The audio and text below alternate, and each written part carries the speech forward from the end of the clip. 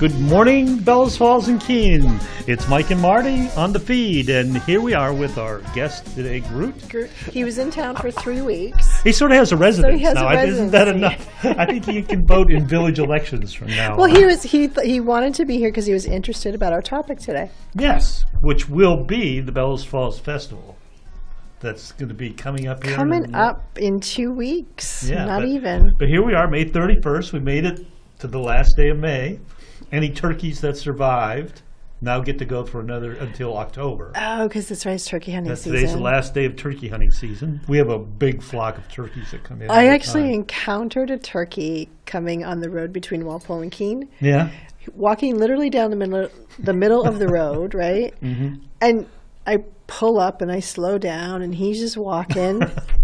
And I finally had to really hug the side to get past him, and he was just walking. He wasn't moving. This year's been amazing because we'd never seen turkeys around our yard before. Mm-hmm. And this year they've been, since the snow started to melt, they've been in almost every day. And they are the funniest things to watch. And they have gotten to where I can be sitting out reading and the turkey will walk by. And it's like, aren't you guys supposed to be afraid? Isn't there like some sort of survival mode or something? But no. So that's one thing we won't have at the festival is turkeys. Okay. But anyway, but we first, digress. we have to go to local events. Local first. events. Don't get jumping ahead there. I know, I'm jumping ahead. So at the Bellows Falls Opera House this week, we have Spider-Man, Across the Spider-Verse. That sounds intriguing. I know, because there haven't been enough versions of Spider-Man. But I don't know. If it keeps selling and people keep going, then... If it makes money, keep doing it. Keep doing it. The classic... It's like John Wick. Stop. I know. I won't share my opinion on John Wick again. Classic movie this week is Just Mercy. It's actually in honor of Bill Lockwood and is being sponsored by Michelle Boslin. On Friday, June 2nd, that's this coming Friday because I have to switch that we're into June now. Yeah. Next stage, Bandwagon, the Summer Bandwagon series is continuing. It's happening this week at the Putney Inn, so as you know, they move it all around. And I will apologize ahead of time if I am not pronouncing the name correctly, but the artist is Kieran Aluwalia. Oh, okay. I think that's as close as I'm going to get. So that's at the Putney Inn. On Saturday, June 3rd, I want to remind everybody that Parks Place is having a fundraiser that they're calling Little Ones and Loved Ones. Mm-hmm. We had Jen here, what was it, a couple weeks ago? Yeah. Talking about her concept for this. And it's $25 a couple, a little one and a loved one. But there'll be some snacks, and you get, I think she said a swag bag. Mm-hmm. And Christy Lisa will be taking pictures, and that's gonna be cute. Formal attire is encouraged so that you can kind of have this little sort of a dress up thing, child dress up thing. Yeah, which I think it sounds fun. So that's this Saturday at the Moose Family Lodge at 7 p.m. And then Sunday the 11th, the day after the Bellows Falls Festival, up at the Rockingham Meeting House will be a celebration of life for Ray Masuko. Do you know what time that's starting? Noon. Oh, okay. Noon, and I know that they haven't announced who the music's going to be yet, but I'm sure it will be one of the bands, probably a band from Roots. Yeah. And definitely one of Ray's favorites, I'm sure. Yeah. And one that can go acoustic because there's no electricity there. Right, there's no electricity. It'll probably be like a and gospel there will be, sort of thing. Yeah. And there is limited seating within the building meeting house, itself. but there's plenty of room on the property. Okay, that's great. We're encouraging people to come, even if they think they can't get a seat, they can be outside. And but hopefully there is quite a bit of seating inside. Just to be honest.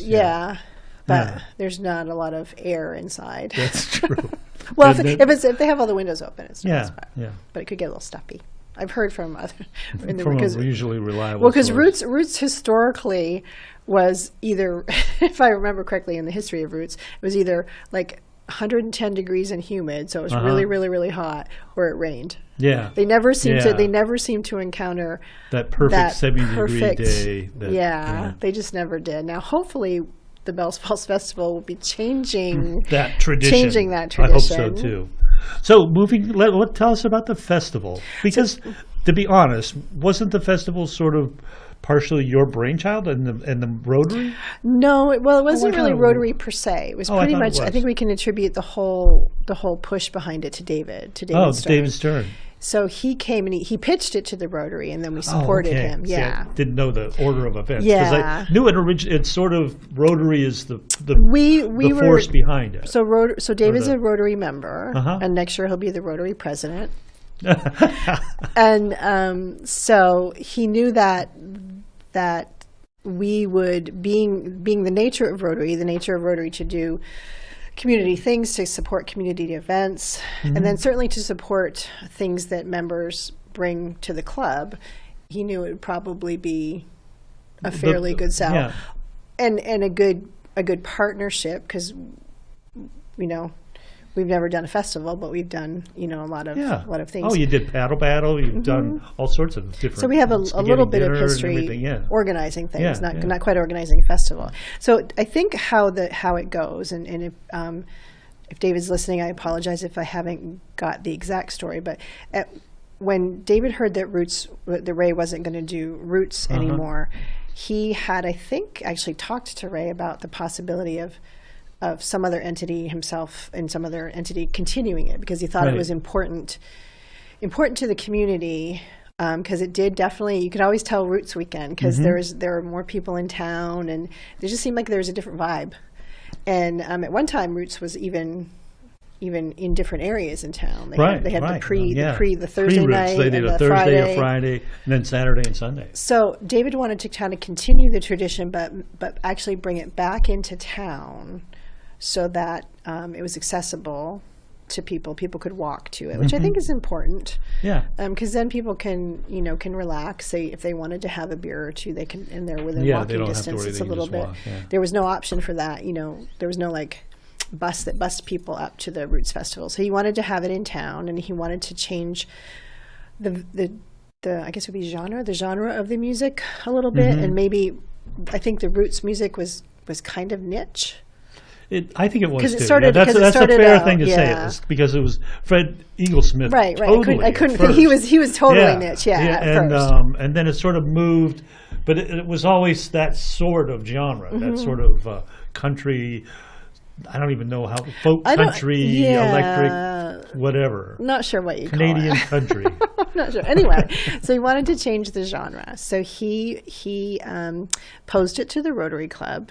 And also he's got his group of the players, the Wild Goose players. They're community involved. They like to do. They like to perform. Yeah. They like to and this could be potentially. I don't know about this year, but it could potentially be. It's like a fundraiser for both entities, so it could be a win-win for the entities that are sponsoring it, and then also the public having a nice local festival that you can walk to. Right, exactly. On a nice location on the canal. Yeah. So that was the biggest challenge at first, was to figure out exactly where to have it. There was some thought of having it at the Robinson Paper Mill, that plot of land, which is a nice plot of land, but it doesn't have electricity. It doesn't have a lot of the minor things that you need. It would be a bare bones. It would be a bare bones. Plus the idea of, if you have a huge open field and you maybe don't get as many people because it's the first year, then it looks sparse. But if you put it in a smaller location, and you don't get a lot of people. And there's just the accessibility. Right. Well, and that's a nice venue, really. For when they did Old Homestay down there, that was always nice. It was very, they would wire up the parking lot so there was electricity for vendors there, and they would do all this stuff, and it was a nice walking place to go. So it is, and you've also got that grassy area that people kind of forget about. So we decided to do the Waypoint Center. David, laid it out, and the nice thing there too is the bands are covered. Yeah, so that's really important. It's hugely important. While you still have to worry about rain and about people coming, we will have a tent. There will be a tent set up that will accommodate, I believe, about 200 people. I think about 200 chairs are going to be under the tent. Just in case of the rain. Usually going to a festival, that's kind of a perk, actually, because usually going to a festival, there's precious little covered area unless you're willing to pay for VIP tickets. So to me, that's a perk of the festivals, that we're providing that without an upcharge to the VIP area. Donovan's will be there selling the adult beverages. There will be food vendors. We have Tito's Taqueria coming from Brattleboro. We have Sarah DiBernardo coming with all of her smoke and bowls Oh, that's goodies. great, because they've just upgraded to a brick and mortar place. So Yeah. I've looked, their menu looks like it's really expanded, and they really have. Their menu is expanded. We went up one night for they're doing a Thursday night burger, burger and brew kind of thing. We went up, we sat out they had tables outside. It was a beautiful night. It was good burger. I didn't have the brew, but I had a soda. And I don't know how she finds the time, but she still was willing to come do the festival. Oh, that's great. And back to the taco place, because they started as a food truck and then went to a brick and mortar. And now they have their food truck. And now they have a food truck and a brick and mortar. Yeah, so that's I know. cool. Again, I think unfortunately in the restaurant business, you got to You got really to have come to up with keep all on these top of it. revenue streams. And then the Moose Family Lodge will be there.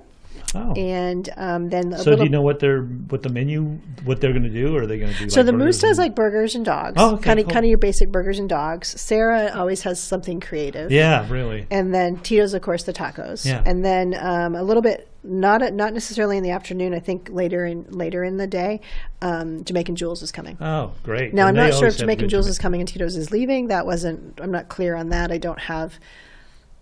David's been really Well, I running hope point they're on both this. there, because they don't have overlapping menus. They at don't, all, but I think it was a timing thing. Oh, okay. I think that's why we did it that way, to make sure that we had three Oh, at all three times. We trucks had at all three times, yeah, vendors. okay. I think there was scheduling for Jules earlier in the day, and I think there might have been. They only had a certain amount of time with Tito's, but I'm not. Again, Yeah, David has yeah. been doing pretty much the heavy lifting on this, so he knows more on point than I am. So those are the food vendors, and then Parks Place will be there. Selling some nice fresh squeezed lemonade. That's always good. That is. Well, it's good because not everybody partakes of the adult beverages. Exactly. Yeah, So no. there's not Jamaican Jules, Parks Place, and then the Women's Club is coming, I believe, in the afternoon. They haven't given me the exact time frame, and they're going to be selling their world famous baked cookies. That's Or great. baked goods. Yeah. Well, I hope they do, because they used to do the cookies all the time for the Santa thing on for the free movie just on the first, and then the cookies were always really good. They were as popular as Santa. They were as popular as Santa, and I think I remember when we would set the trays out, setting up for the event. I might have sampled a couple. I'm not sure. But anyway, they were very good. All right, They were very good cookies. that they're safe for the children to eat. So that was another part of the concept that David had, was to make this not only about the music but about community. And so there will be some vendors. I think a few craft vendors. I know at least one jewelry vendor. Oh, nice. Somebody else, I think, selling some craft items, and then I believe there might be some other nonprofits that might have booths there with their information. Like we are trying to get, we haven't heard back, but Rich Earth to come with the pea cycling. There should be plenty of that. There should be going on. there should be plenty Especially of if need it's for that at a by the festival. evening, and after a few. So there will be a lot of there's a face painting, someone coming doing face painting for kids. And then there's also somebody that's bringing some kids games, like lawn games. Yeah. So again, David's idea was to really make it family friendly too. So it's a festival that you can come and go in once you've checked in and you got your wristband. You can go and come back, which is unusual for festivals. But again, trying to make it accommodating. Like maybe the kids come in the afternoon, but they don't want to stay the whole day, so the parents bring them home and the parents come back, and so it's a win-win, right? Yeah, so yeah. the kids are getting an outing. So let's going to go through the lineup. Yeah, let's go through So the lineup. I do the have bands. pictures. Okay. Do you know the order of the lineup? Or I do. you, oh, That okay. I actually have. Oh, I great. wrote that. Well, that's sort of important, because if people Yeah. want to say, well, there's a band that's my favorite band and Yep. I'd like to go, it'd be good to know where they are in the lineup. So kicking off the day at 1 o'clock, and I don't know the exact time, so I Sure, could give yeah. you 1 o'clock, and then I can give you when The Sarah end of Borges it. starts. Exactly. We have Ben Jennings, the Ben Jennings Quartet. Okay. So they are, I believe they're out of Keene. They've played at the Molehill Theater a few times. I apologize, I can't pinpoint all of the genres of the bands, that's okay. but in listening to, we all, as the Rotary Club, we all got to listen to a bunch of bands that David recommended, and then kind of cull out who we had as the top Yeah. Oh, that's the an top interesting few, process. That'd be- and then it was yeah. a process of, okay, who could come and who couldn't come, Right, and right, who, right. how, could we afford them, and all those type things. So, I would say that the majority of the bands play a pretty eclectic kind of funk groove, almost bordering on like a jam type from the few clips that I've seen. Okay. So I know that I think, well, actually getting to the next band, the Gaslight Tinkers, I think they are a band that people are going to recognize that name because I recognized it. I don't remember from what, but they've definitely been in the area before. And they have like they're the band I believe that has the fiddle player. So it's a fiddle, but it's also like fiddle with some funk and groove stuff. So I think what you'll find is you may not find. You may not know what to expect. Like when I went to the Steel Wheels concert, right? I had no idea what to expect from Steel Wheels. Like I knew, but it turned out to be really cool. So I think that's kind of the interesting same idea. That just show up in because Steel Wheels was a surprise. I thought it was a bluegrass band, and it turned out it was totally different. Neat stuff. And then of course everybody knows Milkhouse Heaters, so Yeah. that's a known entity. Yes, Jan and very Mike, good local original band. music. Do all their very Yeah. good. Been around a long time. Started out as punk rockers. I know. And I love when they share their old photos on So on Facebook. And did we put up a screenshot for? We don't have for Milkhouse Heaters? Oh, I know. Well, okay. all right. Anyway, everybody knows Mike and Jan, so we'll give them an extra plug because we didn't get their really visual good, up. too. I apologize. And Keen Pride will be coming. They'll be doing one performance, one quick little, I think, 15-minute act. Okay. And then the next in the agenda is Blue Motel, and I don't really know much about Blue Motel. They were kind of we had the beginning of the day and the end of the day, and we weren't sure how to fill the center, or David wasn't sure how to fill the center. So Blue Motel was a band that he came across, so they're coming. Now we're getting kind of into the headlining. Yeah. So the Mammals are the next to the last band. Again, they're looking like kind of a fiddle and funk and a little bit of everything.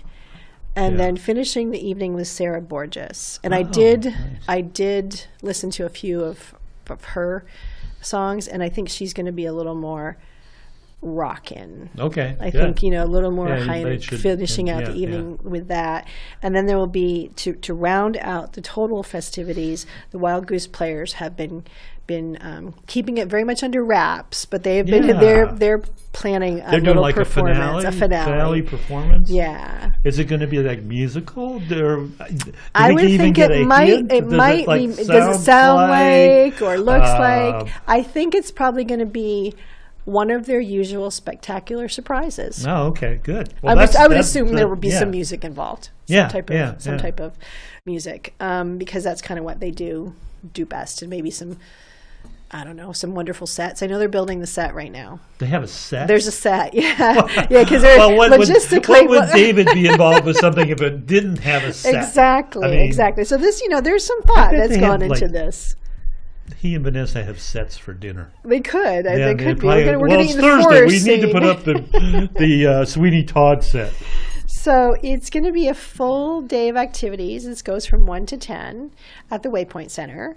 Tickets are available at bellowsfallsfestival.org. We actually did a dedicated website with the idea that the hope is that this will grow like Roots grew. It'll become a festival that happens every year, and it'll get a little bit more, well-known and bigger, and perhaps then a bigger budget, so you can have either more bands or more expensive bands, or maybe you just stay with the local bands because it was fun and it's low-key, and then you don't get the well, it's so important. I mean, you sort of alluded to it, and I think David's alluded to it, that Ray did want this to go on. He did. And it was just a matter of, he had done it for so many years, and it was time to pass the baton, and he was looking for people to do it. And there was always a group of people that were trying to do it, but didn't quite have his level of intensity. So it's neat that you guys have taken this on. And yeah, it was like I said, it was David. David had the drive to get the ball rolling, and then the Wild Goose Players, and we have some sponsors. We some sponsors have stepped up, and I'm hesitant to name them because I'm afraid I'm going to forget somebody. So be sure if you go to the concert or you check out the website that you look and see all of the local. There's a couple of local banks. There's local businesses. and just realize that they're helping too, because they're helping with the sponsorship, because it's difficult to do something like this the first year. You have no budget. You literally have to kind of hope that you make a certain amount to pay back what you've spent, right? Yeah. So that's where the sponsorship is vital. There must be something people in the community. First of all, the people in the community need to come and support it and buy tickets and attend and enjoy themselves for the day. But then there are other things, aren't there? Well, good thing you brought this up, because I would probably be chastised tomorrow at the meeting if I did not bring up the volunteer opportunity. I imagine there are numerous volunteer opportunities. There are numerous volunteer opportunities. In fact, if you go to the Bellows Falls Festival.org website, there's a volunteer button. And you can sign up. We're asking people there's different categories that you can sign up for. Like, it's divvied out into categories. So you're not just volunteering and then not knowing what you might end up with. You can actually pick the categories that you want. And I think we're asking for 3-hour blocks of time, which really isn't horrible, because even with volunteering and doing work, you will be at the festival. You will get to see the music, and then if your time is up, I don't think we're going to kick you out. I think you can stay and watch the rest of the festival. So many hands make light work. So this is a big undertaking. There's a lot of little devil in the details things that we're working out right now to make sure that we get the flow as the best that we can. Like, where are we going to put the bag check versus walking through? Are we going to bag check well before people get through, so there's not a bottleneck, and then there'll be a separate area for if you want to have your ID checked. So we're working on those like, where is everybody going to details of how things are going to flow around. So you brought up a good general. Are there general rules that there are some general rules. Basically, don't bring weapons. That's a good rule. I like that. Don't bring, and we're gonna run out of time before we get to our clip. Don't bring weapons. Don't bring in glass. Don't bring pets. You can bring no pet pythons. No pet pythons. Okay. There was a whole list, and I'm totally blanking right now. But generally, it's common sense, and it's stuff that it's like if you've ever gone to a concert. A concert, it's all the things. This is the same thing. You can't. This because it's in Bellows Falls doesn't mean you can bring your Barca Lounger or your keg or your fireworks. That was on the list too. Or your drone or all those things. Exactly. We are running out of time. We are going to end with a clip of the Memorial Day festivities, because it is May, and May is Memorial Day. It just was Memorial Day, and Bellows Falls had a ceremony, so we're going to end with that our clip of that ceremony. So see you next week. See you next week.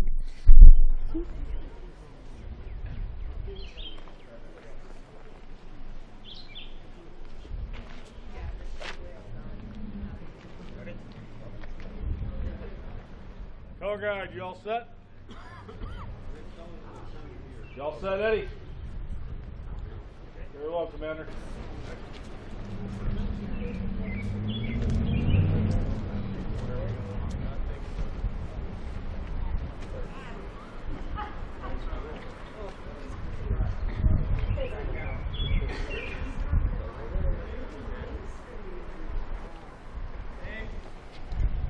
Fire! Fire! Fire!